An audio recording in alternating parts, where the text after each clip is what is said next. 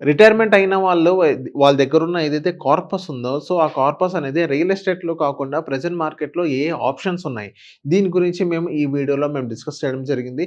ఈ video end వరకు చూడండి. మీ దగ్గర రిటైర్మెంట్ కార్పస్ ఐ మీన్ మీ మీ దగ్గర రిటైర్మెంట్ డబ్బులు ఎంత వరకే ఉందో, సో, ఆ డబ్బుల్ని మీరు ఎలా డబుల్ చేయాలనేది మేము ఈ వీడియోలో డిస్కస్ చేసాం.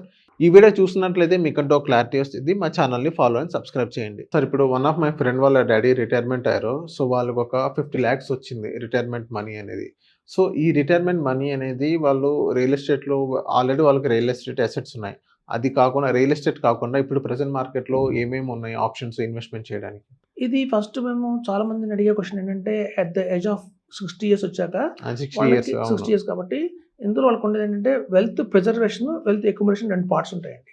వెల్త్ అక్యుములేషన్ పార్ట్ అనేవాళ్ళు ఏంటంటే చిన్న పిల్లలు చేసేది. అంటే 30 ఇయర్స్, 40 ఇయర్స్ చేసేవాళ్ళు. వెల్త్ అక్యుములేట్ చేయాలి వాళ్ళు. అంటే వెల్త్‌ని పెంచుకోవాలి. At the age of 60 years వాళ్ళకి ఏంటంటే ఆల్రెడీ వెల్త్ ఉంది. ఆ వెల్త్‌ని ప్రిజర్వ్ చేసుకోవాలి. జాగ్రత్తగా ప్రిజర్వ్ చేసుకోవాలి. సో, వెల్త్ ప్రిజర్వేషన్ చేసే వాళ్ళందరికీ డెట్ మార్కెట్ చెప్తామండి. డెట్ ఈస్ ద బెస్ట్ అనమాట ఆప్షన్. సో, డెట్ కేటగిరీలో వచ్చి అనేసరికి అంతా కార్పొరేట్ బాండ్సే వస్తాయి.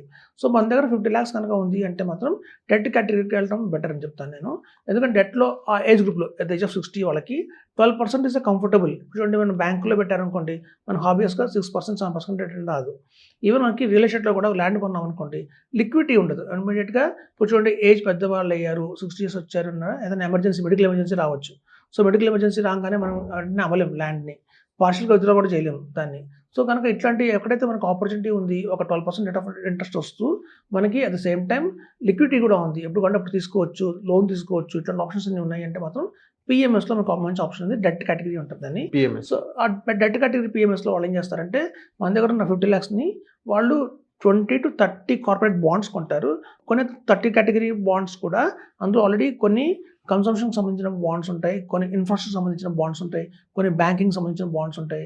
కొన్ని గోల్డ్ లోన్స్ ఇచ్చే బ్యాంక్స్ ఉంటాయి. సో, అట్లా అన్నిటిని డిస్ట్రిబ్యూట్ చేస్తారు కాబట్టి మనకి రిస్క్ కూడా తగ్గుతుంది. కంఫర్టబుల్‌గా మనకి 13-14% రిటర్న్ అయితే ఇస్తారు. ఇందులో ఏంటంటే క్వార్టర్లీ పేఅవుట్ ఇస్తారు. చాలామంది ఏంటంటే క్వార్టర్లీ పేఅవుట్ ఇస్తారు. కొంతమంది మంత్లీ పేఅవుట్ ఇస్తారు.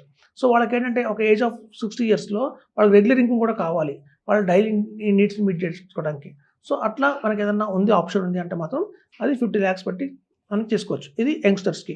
ఒకవేళ సపోజ్ చాలామంది మా దగ్గర వచ్చే క్లయింట్స్ ఎలా ఉంటారంటే అట్ ద ఏజ్ ఆఫ్ 45కి వస్తారు. వచ్చి సార్ నాకు ఇంకా 10 ఇయర్స్ టెన్యూర్ ఉంది నా జాబ్‌కి.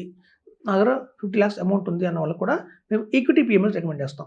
సో, ఈక్విటీ పీఎంఎస్ పెడితే ఏమవుతుందంటే 50 లాక్స్ పెడితే ఒక 10 ఇయర్స్‌కి అది 3 క్రోర్స్ జనరేట్ అవుతుంది. ఈక్విటీ అనేది కొంచెం రిస్కీ కదా సార్ అది? ఈక్విటీ అనేది రిస్కీ అయినా ఇది వెల్త్ అక్యుములేషన్ పార్ట్‌లో వస్తుంది. ఓకే. వాళ్ళన్నీ స్టాక్సే కొంటారు. మ్యూచువల్ ఫండ్స్‌లో ఎలా అయితే మనం కొంటామో స్టాక్స్, మ్యూచువల్ ఫండ్స్‌లో చూడండి, ఒక్కొక్క ఫండ్ ఏదైనా ర్యాండమ్‌గా ఫండ్ తీసుకోండి, దగ్గర 70 స్టాక్స్ ఉంటాయి. సో, ఈ 70 స్టాక్స్‌లో కూడా నిజంగా పర్ఫార్మ్ చేసే స్టాక్స్ ఎన్ని ఉంటాయంటే 25 ఉంటాయి. రిమైనింగ్ 30 స్టాక్స్ కార్పస్ ఎక్కువ ఉంది కాబట్టి ఫండ్ మేనేజర్ కొంటుంటారన్నమాట. సో, మనకి పీఎంఎస్‌లో ఏంటంటే అలాంటి ఆప్షన్ ఎలా ఉంటుందంటే కార్పస్ చాలా తక్కువ కార్పసే ఉంటుంది. 5,000 క్రోర్స్, 3,000 క్రోర్సే ఉంటాయి. సో, అట్లాంటి చిన్న కార్పసెస్ కాబట్టి వాళ్ళు అన్నెసెసరీగా ఎక్కువ స్టాక్స్ కొనాల్సిన అవసరం ఉండదు. సో, ఉన్న 70లో కూడా ది బెస్ట్ మ్యూచువల్ ఫండ్స్‌లో ఉన్న 70 స్టాక్స్ నుంచి కూడా ది బెస్ట్ తీసుకుంటారు వాళ్ళు. ఒక హార్డ్లీ 30 స్టాక్స్ ఉంటాయి.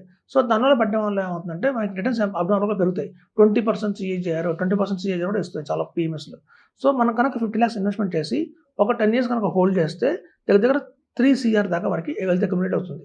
సో, ఎప్పుడైతే 10 ఇయర్స్ తర్వాత 3 CR వచ్చిందనుకోండి, మనం 6% చొప్పున ఎవ్రీ మంత్ 1.5 లాక్స్ తీసుకోవచ్చు. 8% చొప్పున 2 లాక్స్ పర్ మంత్ తీసుకోవచ్చు. 12% చొప్పున మనం 3 లాక్స్ కూడా తీసుకోవచ్చు per month. Okay. Life time తీసుకోవచ్చు, లైఫ్ టైమ్. సో, సెట్ అయిపోతుంది లైఫ్. సో, కాబట్టి ఏంటంటే 50 లాక్స్ కనుక ఉంది అంటే ఒక ల్యాండ్ కొనటం బదులు లేదా మ్యూచువల్ ఫండ్స్‌లో ఇన్వెస్ట్‌మెంట్ చేసే బదులు కంటే కూడా PMS is the best option. So, ఇప్పుడు 50 లాక్స్ ఇలా ఇన్వెస్ట్ చేసి ఎవ్రీ మంత్ మన ఎస్ఐపి ఏదైనా ఆప్షన్ ఉందా సార్ మనకి? ఇది ఉందండి. యాక్చువల్‌గా ఓకే. ఏంటంటే మినిమమ్ 1 లాక్ ఇన్వెస్ట్‌మెంట్ చేయాలండి. టాప్ అప్ ఎస్ఐపి వచ్చి కూడా టాప్ అప్ ఇప్పుడు 1 లాక్ అంటారు వాళ్ళు. 1 లాక్ ఎస్ఐపి లాగా చేసుకోవచ్చు. లేదా ఎప్పుడు మన దగ్గర అవకాశం ఉంది, అమౌంట్ ఉంది అంటే మటుకు చాలామంది నా క్లయింట్స్ చేస్తుంటారండి. ఇప్పుడు మార్కెట్ పడింది, ఒక మంచి ఆపర్చునిటీగా ఫీల్ అయ్యి నిన్న కూడా 5 లాక్స్ యాడ్ చేశారు పీఎంఎస్‌కి. సో, ఎప్పుడైతే మనం 50 లాక్స్ అనేది మినిమమ్ పెడతామో పైన it is our choice. Minimum 1 lakh నుంచి కూడా ఎంత మన అమౌంట్ మనం యాడ్ చేసుకుంటూ ఓకే. వెళ్ళొచ్చు. సార్, ఇప్పుడు మా ఫ్రెండ్ వాళ్ళ డ్యాడీ వాళ్ళ రిటైర్మెంట్ ఆ స్టేజ్ కాబట్టి సో, వాళ్ళు ఎవ్రీ మంత్ ఎంతవరకు విత్‌డ్రా చేసుకోవచ్చని అంటారు సార్? 12% వాళ్ళు గ్యారంటీగా ఇస్తారండి. 12%? ఇచ్చేస్తారు. ఇప్పుడు చూడండి, 12%లో 6% మనం ఎస్‌డబ్ల్యూపీ పెట్టుకోవాలా? లేకపోతే 12-12 మనం ఎస్‌డబ్ల్యూపీ పెట్టుకోవాలా? మ్యూచువల్ ఫండ్స్‌లో ఉన్న బెనిఫిట్, మ్యూచువల్ ఫండ్స్‌కి పీఎంఎస్‌కి డిఫరెన్స్ ఉందండి. మ్యూచువల్ ఫండ్స్‌లో నేను పెట్టాను 50 లాక్స్. ఇక్కడ నా చాయిస్ ఉంది. నేను 6% కావాలంటే 6% తీసుకోవచ్చు. 8% కావాలంటే 8% తీసుకోవచ్చు. ఆ బ్యాలెన్స్ మన ప్రిన్సిపల్కి గ్రో అవుతూ ఉంటుంది ఫ్యూచర్లో. ఉమ్, కానీ వేరే మనకి పిఎంఎస్లో ఆప్షన్ లేదు. 12% గన్ షాట్గా ఇచ్చేస్తారు మనకి. ఓకే సపోజ్ మనం 12% తీసుకున్నాను, నాకు మాత్రం 8% రిక్వైర్మెంట్ ఉంది. రిమైనింగ్ 4% మనం కావాలంటే ఎస్ఐపి చేసుకోవచ్చు.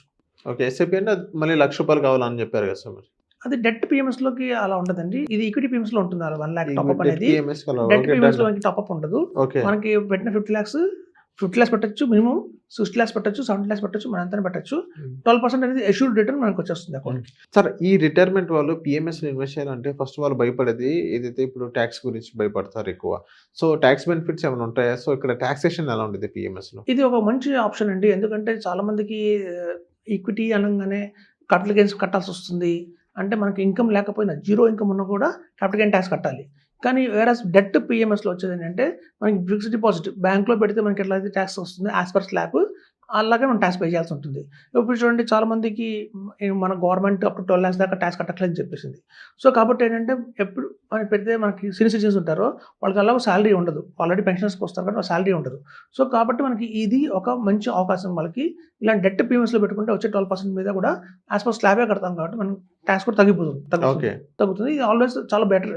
సో మాకున్న ఈ అన్ని 25 lakhs మాత్రం ఉంటే మనం కార్పొరేట్ బాండ్స్ సజెస్ట్ చేస్తున్నాం, లేదా కొత్తగా వచ్చిన ఎస్ఐఎఫ్ సజెస్ట్ చేస్తున్నాం ఎస్డబ్ల్యూ ప్లాన్ కింద. బెటర్ ఆప్షన్ ఏంటంటే పిఎంఎస్. 50 lakhs ఉంటే కనుక 50 lakhs పిఎంఎస్ చేసుకోవచ్చు. ఓకే 1 crore ఉందంటే మాత్రం ఏఎఫ్ చేసుకోవాలి. అందులో కూడా మనకి ఆప్షన్ ఉంది. డెట్ కేటగిరీ అంటే చూడండి, irrespective market up and down, మార్కెట్కి సంబంధం ఏం లేదు.